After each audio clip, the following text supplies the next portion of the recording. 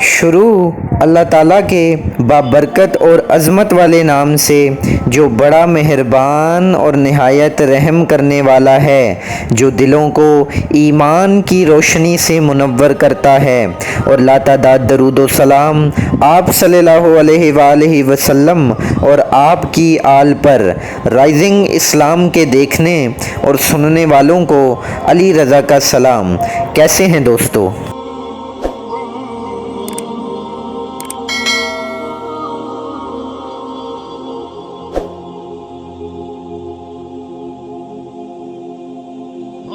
دوستو، حضور صلی اللہ علیہ وآلہ وسلم کی پیدائش سے پہلے مکے کا انتظام آپ ہی کے خاندان کے لوگوں کے ہاتھ میں تھا، اور قبیلہ قریش کو لوگ بڑی عزت اور قدر کی نگاہ سے دیکھتے تھے، مگر جب آپ نے اعلان کیا کہ اسلام اہل عالم کو راہ دکھاتا ہے تو لوگ آپ کے دشمن ہو گئے اور آپ کو اپنا وطن چھوڑ کر ہجرت کرنی پڑی۔ لیکن ابھی بہت تھوڑا عرصہ ہی گزرا تھا کہ تمام عرب نے آپ کی سچائی کو تسلیم کر لیا، اور تمام قبائل رہنمائی کے لیے مسلمانوں کی طرف دیکھنے لگے۔ اب مسلمانوں کی حکومت بھی قائم ہو چکی تھی، اور یہ حکومت ایسے انداز میں چلائی گئی کہ لوگوں نے اس سے قبل ایسی حکومت ہی نہ دیکھی تھی۔ اس سے قبل عرب میں نہ تو کوئی مرکزی حکومت تھی اور نہ ہی ساری قوم کا ایک حاکم تھا۔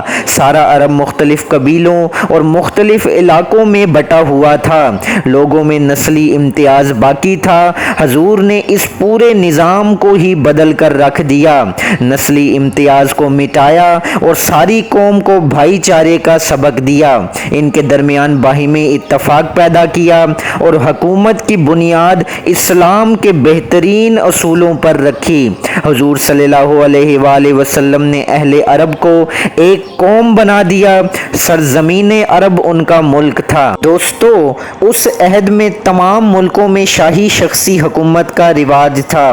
بادشاہ کی ذات ہر قسم کی خطا اور قصور سے بالا تھی، وہ بالکل مطلق العنان ہوتا تھا، اور اس کی زبان سے جو لفظ نکل جاتا تھا وہی قانون تھا، مگر خود بادشاہ کسی قانون کا پابند نہ ہوتا تھا، اور نہ کوئی شخص اس سے اس کے اعمال کے بارے میں باز پرس کر سکتا تھا۔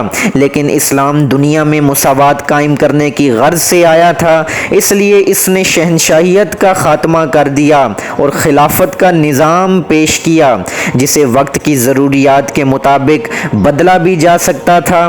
مسلمان خلیفہ اور تمام حاکموں کے لیے ہر کام میں قرآن اور فرمان نبوی صلی اللہ علیہ وسلم کی اطاعت ضروری تھی۔ وہ اپنے اعمال اور اختیارات میں من مانی نہیں کر سکتا تھا، بلکہ احکام الہی اور سنت نبوی کے مطابق عمل کرنا لازمی تھا۔ اگر کوئی حاکم اسلامی اصولوں پر کاربند نہ رہے تو مسلمان اس سے اس کے رویے کے بارے میں باز پرس کر سکتے تھے اور مناسب رویہ اختیار کرنے کا حق رکھتے تھے۔ عربوں میں سیاسی بیداری پیدا کی گئی۔ حضور صلی اللہ علیہ وآلہ وسلم نے پہلی بار انہیں ایک نئی راہ دکھائی، مدینے کا انتظام درست کیا اور وہاں ایک بہترین نظام قائم کیا۔ گو حضور صلی اللہ علیہ وسلم کی ذات میں دنیا کی ہر خوبی پوشیدہ تھی اور ہر کام کرنے کی صلاحیت موجود تھی، لیکن پھر بھی ملکی نظام کو چلانے کی خاطر حضور صلی اللہ علیہ وسلم نے مختلف حصوں میں کام کو بانٹ دیا اور قابل قدر صحابہ کو مختلف فرائض سونپ دیے۔ سارے ملک کا انتظام کیسے اور کیوں کر چلایا گیا، اس داستان کی ابتدا یوں ہے۔ دوستو، اسلامی حکومت کا دارالخلافہ مدینہ تھا، اور یہاں سے ہی صوبوں کی حکومتوں کو احکامات روانہ کیے جاتے تھے۔ سارے عرب کے حاکم اور مرکزی حکومت کے افسران اعلیٰ نبی صلی اللہ علیہ وآلہ وسلم خود تھے، اور آپ کا دفتر جہاں بیٹھ کر آپ کام کرتے تھے وہ مسجد نبوی ہی ہوا کرتی تھی۔ باہر کے ملکوں سے جو سفیر آتے، حضور مسجد نبوی میں ان سے ملاقات کرتے۔ مدینہ مدینے کا انتظام تو حضور کی نگرانی میں تھا، مگر دور کے صوبوں کے انتظام کی خاطر گورنر مدینے کی حکومت کی جانب سے مقرر کیے جاتے تھے۔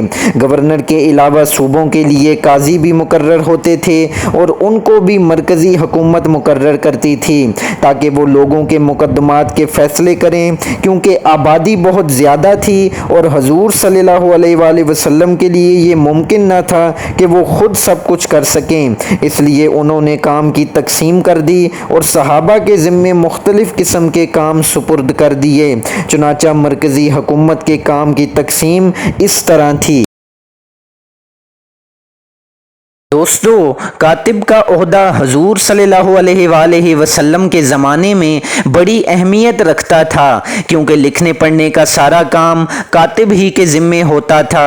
اکثر صوبائی گورنروں کو احکامات لکھ کر ہی جاری کیے جاتے تھے، معاہدہ تحریر ہوتے اور غیر ملکوں کے لوگوں کو اسلام کی دعوت پیش کی جاتی۔ اس سلسلے میں سارے خطوط کاتب ہی لکھتا تھا۔ اس اہم عہدے پر بڑے بڑے صحابہ کرام مقرر ہوئے۔ حضرت علی اور حضرت زیاد بن ثابت کاتبان وحی میں سے تھے۔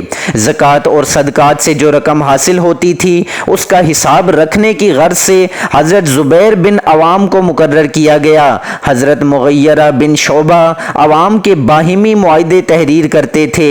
حضرت زیاد بن ثابت کاتب وحی کے علاوہ غیر ملکی بادشاہوں اور سرداروں کے ساتھ خط و خطابت کی خدمات بھی انجام دیتے تھے۔ آخر اتنی بڑی مملکت کے حاکم کو ایک مشیر خاص کی بھی ضرورت تھی، چنانچہ اس عہدے پر حضرت حتلہ بن ربی کا تقرر ہوا اور انہی کے پاس مہر رسالت رہتی تھی جو اہم قسم کے مراسلات پر لگائی جاتی تھی۔ جہاں تک محکمہ انصاف کا تعلق تھا، اس کے افسران اعلیٰ حضور صلی اللہ علیہ وسلم خود تھے اور مقدمات کے فیصلے قرآنی اصولوں کے مطابق کیے جاتے تھے، لیکن دوسرے علاقوں میں یہ کام کسی دوسرے کے سپرد ہوتا اور عام طور پر صحابہ اس کام کے لیے منتخب کیے جاتے۔ اس میں کوئی شک نہیں کہ حضور کی ہر بات اور ہر مشورہ مسلمانوں کو بڑا عزیز تھا، مگر یہ تھی عقیدت اور یہ تھا لوگوں کا رویہ۔ مگر حضور نے حکومت کے کاموں کے سلسلے میں یہ رویہ اختیار کیا کہ وہ عام مسلمانوں سے مسجدیں میں مشورہ کرتے اور ہر مسلمان کو حق ہوتا تھا کہ وہ اپنی رائے پیش کرے، لیکن یہ مشورے انہی کاموں کے بارے میں طلب کیے جاتے تھے جن کے بارے میں وحی نازل نہ ہوتی۔ ان تمام فرائض کے علاوہ حضور فوجوں کو افسران اعلیٰ اور محکمہ فوج کے سب سے بڑے حاکم تھے۔ ان دنوں کوئی باقاعدہ فوج نہ تھی، کیونکہ اسلام جنگ و جدل کی غرض سے نہیں آیا تھا، بلکہ اس کا کام تو لوگوں کو ایک نئے نظام حیات کی طرف لے جانا تھا۔ اس لیے جب کبھی مسلمان جنگ کے لیے مجبور کیے جاتے تو جنگ کرتے تھے۔ چھوٹی چھوٹی جھڑپوں میں صحابہ فوج کی قیادت کرتے، لیکن بڑے مارکوں میں فوج کی قیادت خود حضور صلی اللہ علیہ وسلم یا حضرت علی کے ہاتھ میں ہوتی تھی۔ اس کے علاوہ قوم کے اخلاق کو درست کرنے کی خاطر خاص توجہ دی گئی اور تجارت میں ایمانداری سے کام لینے کی ترغیب دی جاتی تھی۔ اس کے علاوہ جو حاکم مقرر کیے جاتے تھے ان کی بڑی دیکھ بھال ہوتی اور اس بات کا خیال رکھا جاتا تھا کہ عوام کو تکلیف نہ ہو۔ جو رقم صدقے اور زکوٰۃ سے اکٹھی ہوتی اس کے تصرف کا خاص خیال رکھا جاتا تھا کہ کوئی غلط طریقہ اختیار نہ کر سکے۔ آمدنی اور اس کے خرچ کا حساب رکھنے کی غرض سے ایک الگ شعبہ قائم کیا گیا اور پھر اس فرض کو مغیرہ بن شعبہ کے سپرد کر دیا گیا۔ وہ لین دین کا مکمل ریکارڈ رکھتے تھے۔